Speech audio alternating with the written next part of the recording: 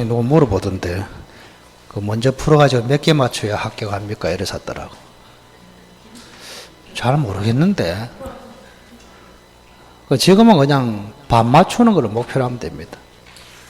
반 정도 맞췄다 그러면은 뭐 특별한 일이 없으면 합격으로 간다 이렇게 보면 됩니다. 모의고사는 사전에 좀 신청을 좀 하세요. 그래 서울에 주문을 하니까. 자, 510페이지 힘내시고 주택임대차 보호법.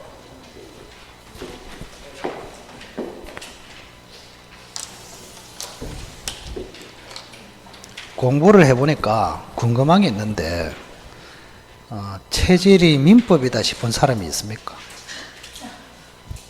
또 체질이.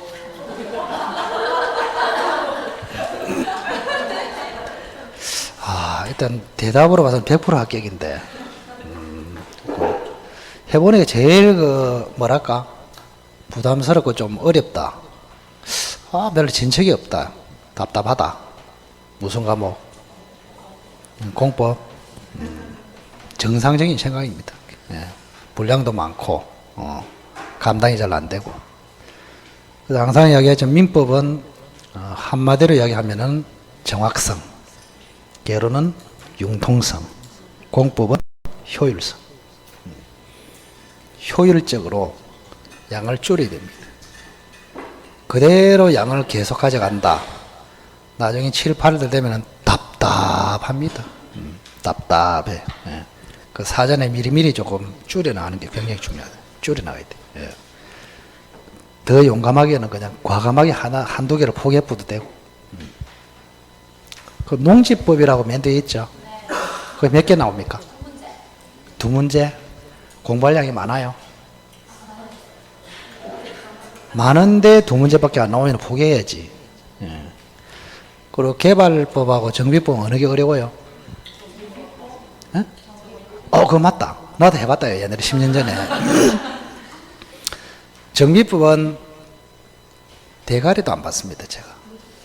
전체를 안 봤다고 아예. 왜? 조합을 딱 보니까 해골에 지가 쫙 내리더라고. 무슨 조합 해가지고. 이거 내가 갈 길이 아니다. 과감하게. 그래서 예를 들어서 이야기해 준 것이고, 그 법마다 조금 자기에게 조금 그나마 쉽게 와닿는 게 있고, 아무리 해도 이건 안 되겠다 싶은 게 있단 말이에요. 그런 걸 잘 정해가지고, 점수를 조금 확보하는 그런 방식으로 해야 된다. 자, 주택임대차 볼까요? 우선은 첫째는 주임법의 적용 범위, 두 번째는 대항력 문제, 세 번째는 보증금 횟수. 이게 가장 핵심입니다. 이 세 가지가. 자, 우선은 적용 범위는 한 줄로 딱 되어 있거든요. 주거용 건물. 주거용 건물의 임대차에 적용된다. 이렇게 됩니다. 자, 요 임대차에는 미등기 전세도 포함된다. 이렇게 되죠. 미등기 전세. 미등기 전세는 전세라는 단어를 썼지만 전세권이 아니라 그랬죠. 임대차이기 때문에 주택 임대차에도 적용을 받습니다. 자, 그러면 핵심이 주거용이냐 아니냐 이거예요. 자, 주거용의 반대말은 비주거용이다 이 말입니다. 요거는 상업용 또는 상업용하고 비슷한 게 영업용이죠, 그죠? 이렇게.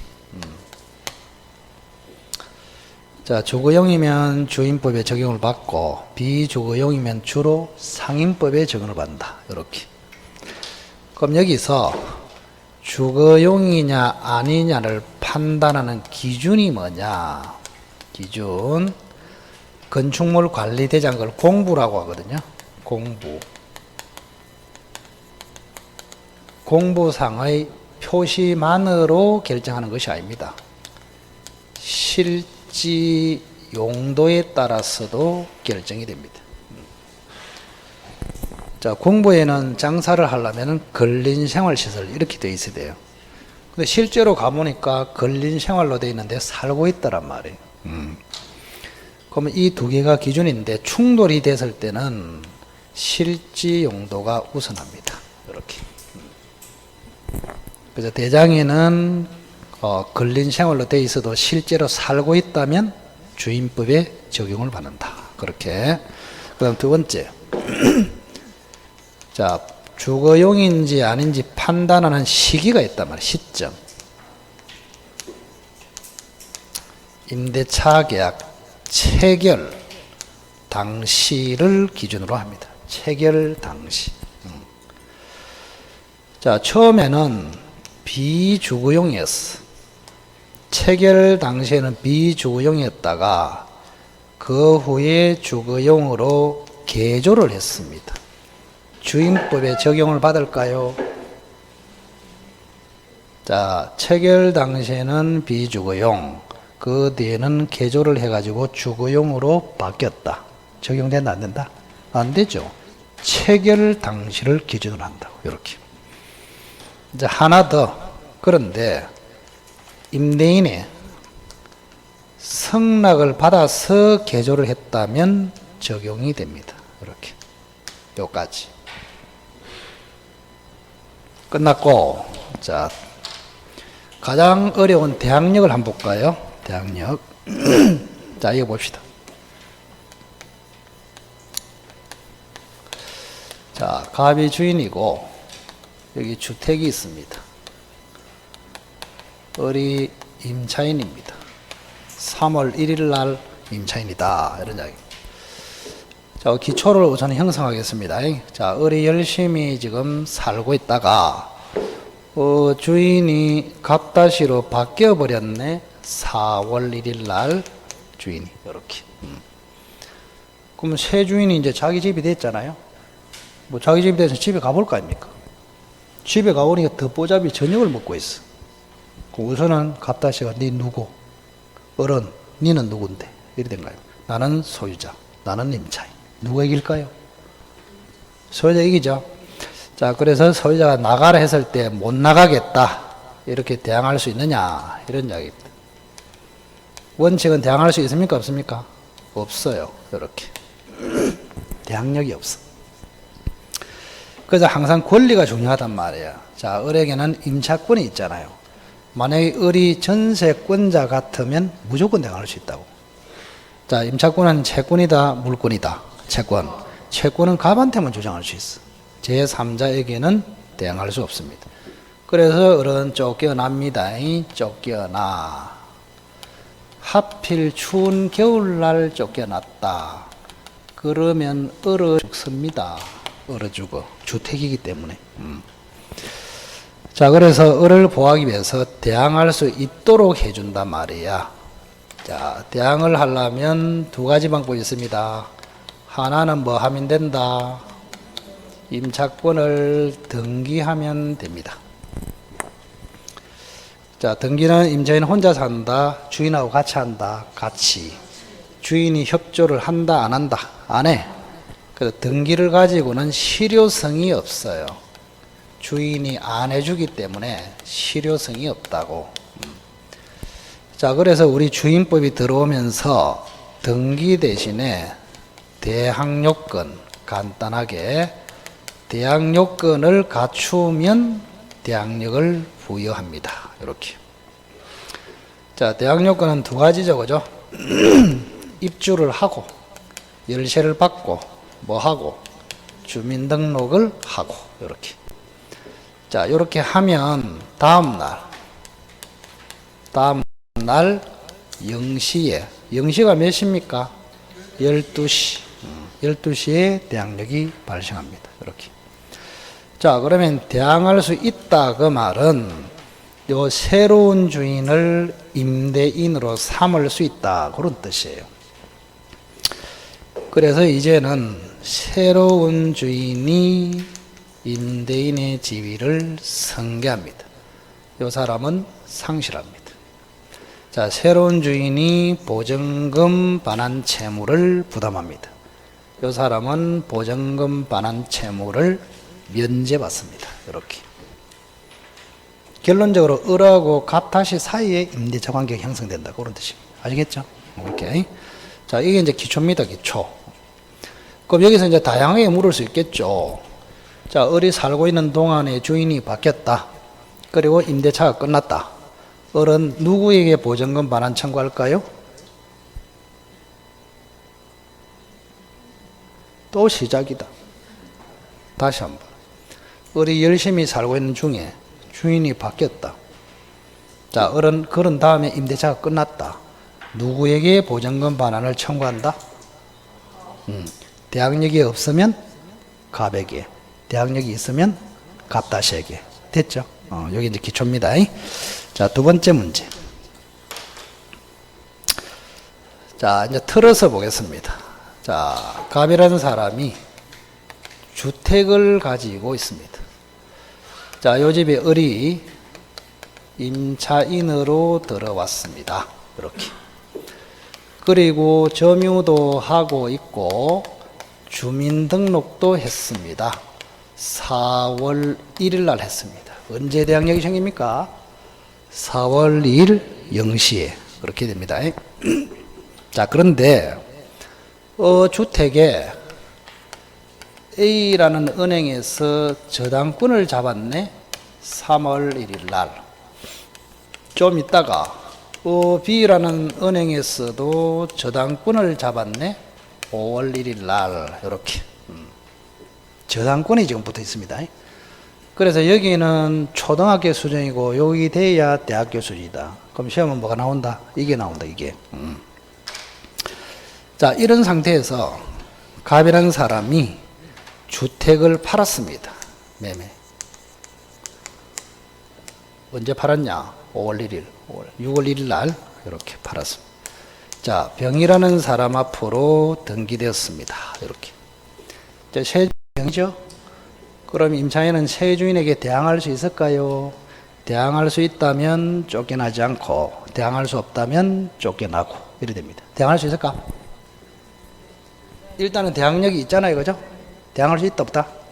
있다. 대항할 수 있다. 좀 한데 겉으로 보기에는 대항력이 있다. 쫓겨나지 않습니다. 저 무슨 말이냐? 저당권이 주택에 붙어 있다고 해서 아무런 영향이 없어요. 영향이 없다고. 그래서 주인이 바뀌면 대항력권을 갖추고 있으면 무조건 대항할 수 있다. 이렇게. 자, 두 번째. 이제는 B가 경매 신청을 해버렸네. 자, 요거는 선순위고 후순위죠. 자, 선순위 후순위 중에서 누가 경매를 신청하나요? 후순위가 써놨네. 후순위가 한다고. 선순위는 안 해요. 관심도 없어. 왜? 쥐는 경매를 안 해도 가만히 있어도 돼. 누가 경매를 신청하면 법원에서 연락이 가. 맨 먼저 받으러 오세요. 이 사람 가서 받아오면 그 선순위는 경매 신청을 안 합니다. 주로 누가 한다고? 후순위. 자, 그러면 경매를 신청하면 이제는 매매가 아니고 낙찰로서 소유자가 병으로 바뀌어버립니다. 이 사람이 뭐라고? 낙찰자가 된다. 이런 이야기입니다. 그럼 낙찰자가 이제 임차인한테 나가라 했을 때 임차인은 못 나가겠다. 대항할 수 있을까요? 꼭 전에 아닌 것 같다. 요건 했는데. 중요하다고 하면서. 답을 잘해야 돼. 답을. 정확하게 알아야 돼. 자, 대항력을 갖추기 전에 선순위 담보권이 존재하면 대항할 수 없다. 딱 결론이 이래요. 뭐라고 했습니까? 자, 임차인이 대항력을 갖추기 전에 선순위 담보권, 요 사람이 실행이 아니고 존재입니다. 존재만 해도 이 새로운 낙찰자에게 대항할 수 있다 없다? 없어. 쫓겨납니다. 근데 이 사람이 없어요. 그럼 후순위 저당권만 있어. 그러면 뭐라? 대항할 수 있다. 이렇게. 오케이? 간단하지 않습니까? 그래서 저당권이 붙어 있는 것만으로는 영향을 미치지 못하고 저당권 경매 신청이 돼서 실행이 됐을 때는 뭐를 잘 봐야 된다? 대항력을 갖추기 전에 선순위 저당권이 있느냐 없느냐에 따라서 대항할 수 있냐 없냐가 결정이 됩니다. 오케이? 예, A를 보호하기 위해서 그렇습니다. A. 자, 그래서 선순위 저당권이 존재하면은 대항 요건을 백날 갖춰도 대항할 수 없고 쫓겨납니다. 아시겠어요? 그래서 이 사람이 낙찰받을 때 여러분이 병의 입장에서 한번 생각해 보세요. 이 경매에 나왔어. 내가 낙찰을 받고 싶어. 그러면 요게 있으면 낙찰을 받아야 된다? 안 받아야 된다? 받아야지. 받으면 쫓아낼 수 있잖아요. 근데 이 사람이 없어. 요 사람은 있어. 요 사람이 경매에 가서 이렇게 됐다면 A가 없는 상태였어. 그럼 대항할 수 있잖아요. 그럼 낙찰 받아도 쫓아낼 수 있다 없다? 없어. 그래서 낙찰자 입장에서 보면은 선순위 저당권이 있으면 낙찰을 안 받아야 되고, 주로 그렇습니다. 실무에서. 선순위가 없으면 낙찰 받아야 되고. 왜? 임차인을 내보낼 수 있기 때문에. 그렇게. 그죠?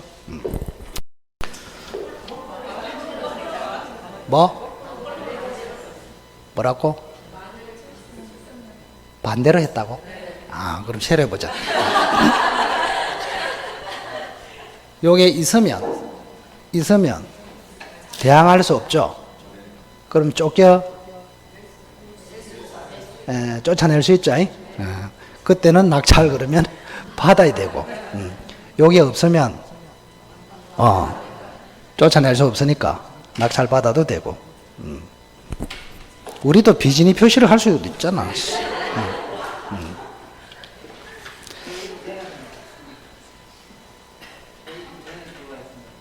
소액 임차인, 소액 임차인하고는 아무 상관없어요.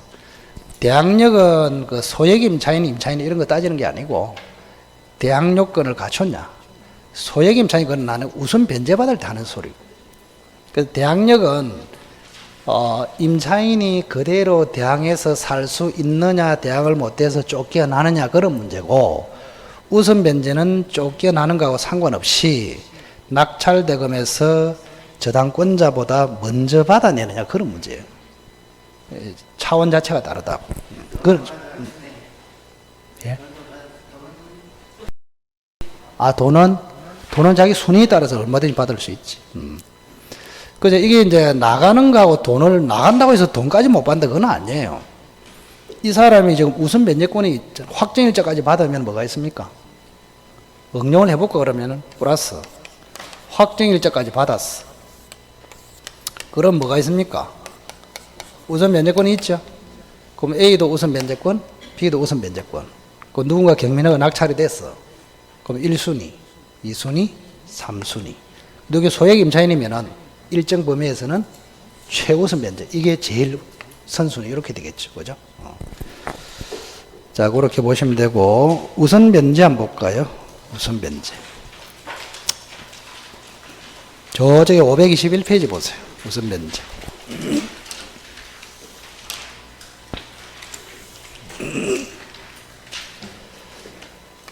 자, 우선은 그 제목 자체가 보증금 횟수라고 합니다. 횟수. 자, 보증금 청구입니까? 횟수입니까? 횟수. 그래서 횟수라는 말은 경매를 전제로 한다. 이거를 꼭 기억하십시오. 경매를 전제로 한다. 자, 주택이 경매됐을 때, 그죠? 보증금을 남들보다 우선적으로 배당을 받느냐. 그런 문제를 보증금 횟수로 합니다. 자, 횟수를 받는 방법은 두 가지입니다. 하나는 우선 변제권. 하나는 뭐예요? 최우선 변제권. 우리 법에서는 요거를 단어를 구별하지 않습니다. 자, 우선 변제도 우선 변제, 최우선 변제도 우선 변제라고 표현합니다. 그 내용을 보고 여러분들이 판단해야 된다. 자, 첫째, 우선 변제는 보증금 전액을 대상으로 합니다. 전액에 대해서 남들보다 우선적으로 배당을 받는다. 그런 뜻이고, 자, 최우선 변제는 전액입니까? 아니죠. 뭐요? 보증금 중에서 일부, 일정액. 이렇게.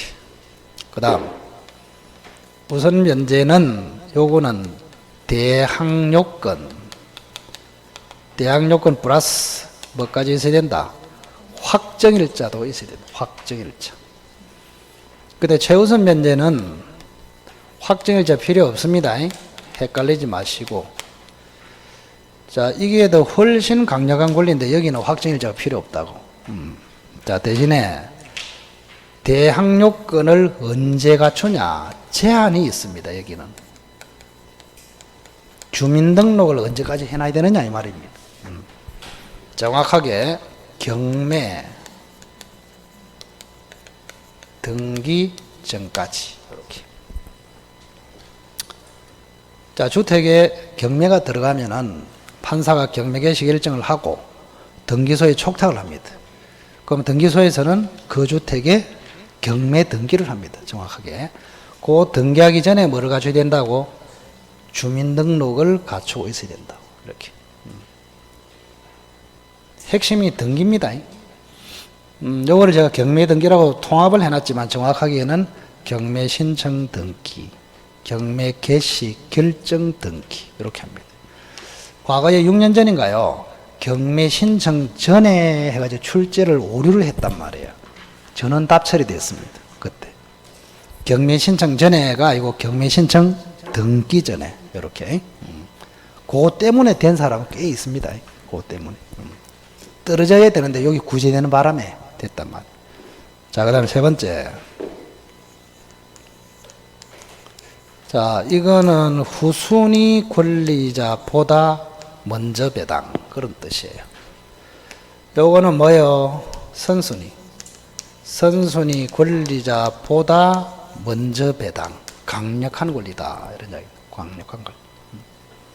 자, 그러면 최우선 변제권을 가지는 임차인을 뭐라고 불러요? 소액임차인 이렇게 부릅니다. 소액임차인. 그럼 소액임차인의 범위는 지역마다 달라요. 우선 서울만 기억하라 그랬습니다. 서울은 현재 얼마? 1억 5천만 원까지입니다. 1억 5천만 원까지. 그럼 보증금 중 일정액은 서울에서는 얼마예요? 5천만 원. 5천만 원까지 서울에서 선순위보다도 먼저 받는다. 이렇게. 그리고 최우선 면제는 또 조심해야 될 게 있어. 낙찰가액의 2분의 1까지만 최우선 면제를 받습니다. 뭐까지? 2분의 1까지. 뭐 예를 한번 들어볼까? 자, 여기 주택이 있습니다. 을이 소액임차인입니다. 소액임차인. 6월 1일 날 들어왔거든요. 6월 1일 날. 대항요건을 갖추고 있습니다.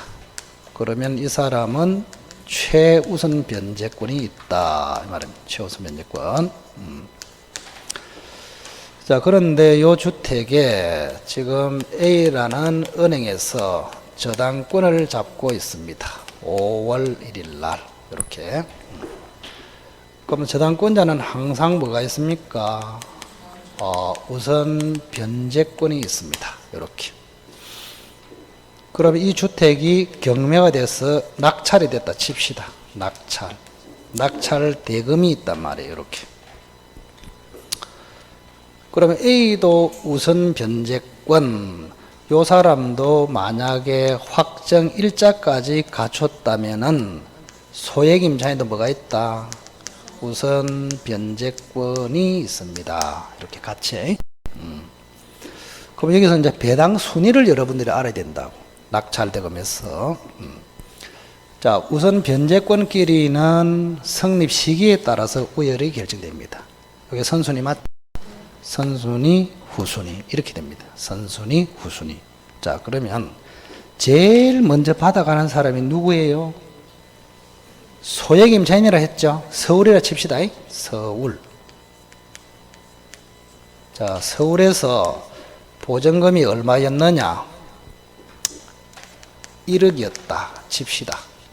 그럼 소액임차인 맞죠? 소액임차인. 그럼 소액임차인이 얼마? 5천만 원. 5천만 원을 1등으로 받아갑니다. 이렇게. 2등이 누구예요? 2등. 우선 면제권 끼리는 누가 앞선다고? 이게 먼저 성립됐잖아. 그러면 이 사람이 2등으로 받아가고 3등이 뭐예요? 자, 최우선 면제를 받은 5천만 원 빼면은 얼마 남았어요? 5천. 그거는 우선 면제 받을 수 있잖아요. 그래서 이 사람이 3등. 이렇게 됩니다. 받아가는 순위. 의리하다가 불의하면은 정신이 없다. 제일 먼저 배당받아가는 사람이 누구라고? 소액 임차인이 최우선 면제로서 5천을 가장 먼저 받아가고, 그 다음 누가 받아가고? 저당권자가 받아가고, 그 다음에 소액 임차인은 못 받은 게 얼마 남았죠? 5천만 원 있죠? 그걸 3등으로 받아가고, 이렇게 됩니다. 1등, 2등, 나머지 5천만 원 소액 임차인이 3등, 이렇게. 됐나요? 순위를 조금 기억하시면, 이게 이제 권리분석이라 하거든요. 권리분석. 자, 그 정도 보시면 됐고, 나머지는 크게 문제될 게 없다.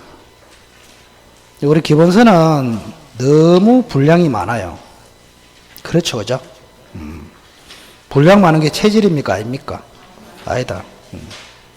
여러분들은 조만한 거 이런 걸 좋아한다. 지문도 짧고 문제도 짧고 다음 중 틀린 거 골라라. 그걸 제일 좋아합니다. 그죠? 자, 531페이지 임차권 등기 명령. 자, 요게 뭐 때문에 필요한지 그것만 봅시다. 뭐 때문에 필요한지 임차권 등기 명령.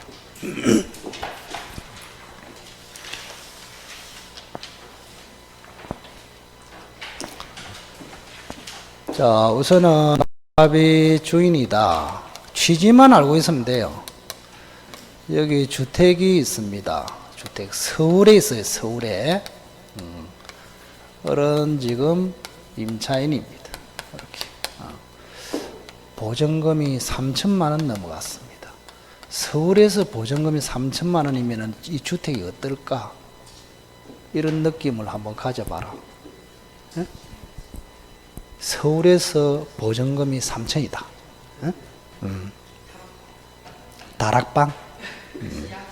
지하실. 그거 나오잖아, 그거. 영화가 유명한 영화는 뭡니까? 기생충. 그래. 그러니까 요 정도 되면은 기생충이거나, 영화 봤지? 기생충이거나, 그 참, 그게 아니고, DH 두 개 중에서 하나다. 도그하우스, 서울에서. 자, 어른요, 대항 요건하고 확정일자를 갖추었습니다. 이렇게. 그럼 대항 요건을 갖추니까 대항력이 있죠. 확정일자까지 갖췄으니까 뭐가 있습니까? 우선 변제권이 있습니다. 대항 요건은 뭐였어요? 점유 플러스 주민등록. 이렇게 돼 있죠, 그죠? 이야기를 잘 들어라. 이 제도가 왜 필요한지를 알아야 돼요. 자, 임대차가 끝나버렸어. 기간이 끝났어. 자, 끝나면은 어른은 뭐 해야 됩니까? 주택을 비워주고, 갑은 뭐 해야 됩니까? 보증금 돌려주고. 자, 어른 비워줄 준비를 하고 있는데 갑이 보증금을 안 줘요. 이렇게. 그럼 어른은 어떤 대책이 필요합니까? 나는 주택을 비워줄 수 있는데 주인이 보증금을 안 내줘. 여러분이 어리야. 어떤 조치를 취한다? 1번, 바로 멱살로 들어간다. 2번, 보증금 받을 때까지 눌러 앉는다. 3번, 보증금 소송한다. 세 개 다 맞습니다. 세 개 다. 다 할 수 있어. 자, 근데 문제는요, 이 사람이 갑자기 부산으로 이사를 가게 됐단 말이에요. 이게 제일 중요하다고. 요런 상태에서. 자, 이사를 빨리 가야 돼. 자, 아무런 조치를 취하지 않고 이사를 가버리면 어떻게 될까요? 가버리면. 그러면 이게 없어져 버리잖아. 그러면 대항력이 없어지잖아. 그럼 이것도 없어진다, 이 말입니다. 아무것도 없어져 버려요. 그래가지고 나중에 주택이 경매됐을 때 부산에서 서울로 올라와 봐야 한 푼도 못 받고 이제 끝나버립니다.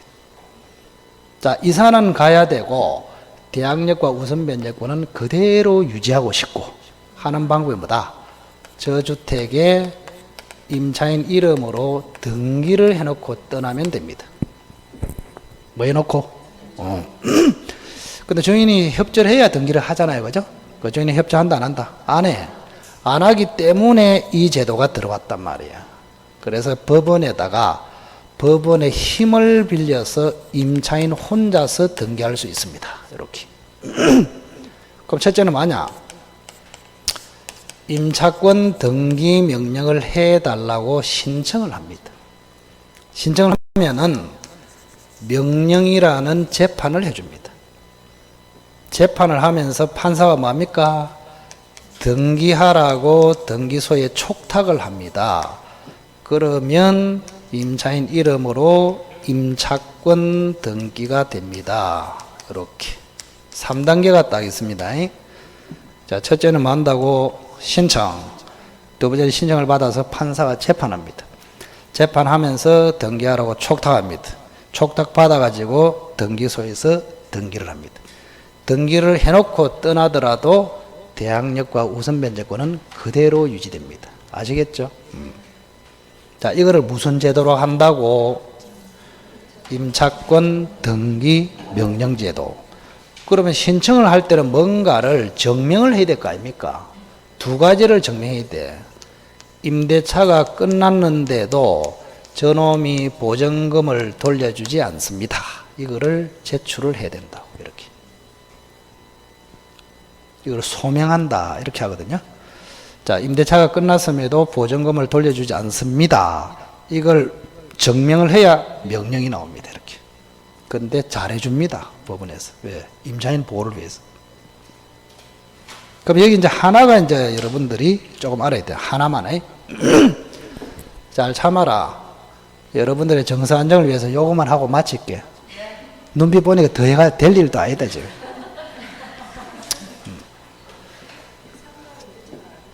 어? 잤나? 다음 주 한 번 더 남았잖아. 다음 주. 그죠? 다음 주 시간 많잖아. 원래는 이게 주인분만 한 번에 끝났는데 미리 좀 더 하잖아. 상가 아니다. 주택이다, 주택. 상가임대차도 똑같은 제도가 있어요. 똑같은 제도. 그래서 주택임대차하고 상가임대차는 95%가 일치합니다. 그래서 다른 것만 딱 비교하면 된다고. 자, 하나를 봅시다, 하나. 자, 이제 을이 등기를 해놓고 이제 휘파람 불면서 이사를 갔습니다. 그런데 여기에 을이 떠나고 난 다음에 A가 소액임차인으로 다시 들어왔어. 이렇게. 이 사람이 보호될까? 이런 이야기입니다. 자, 을은요, 대항력과 우선변제권을 유지하면서 이사를 갔다고. 근데 이 집이 비어 있을 거 아닙니까? 소액임차인이 새로 들어왔다고. 그런 다음에 이 주택이 경매가 됐다 치자. 그럼 이론대로 하면 이 사람이 최우선 변제를 받잖아. 맞죠? 이거는 소액임차인이 아니야. 예를 들어서 이거는 소액임차인이고. 그럼 이 사람이 제일 먼저 받아. 그럼 을은 어떻게 됩니까? 새가 빠지게 등기해놨고 떠났는데 A가 먼저 먹어버리잖아. 그래서 임차권 등기 명령으로 등기해놓고 떠난 요 주택에 소액임차인이 들어오더라도 보호가 안 됩니다. 이 사람은. 응?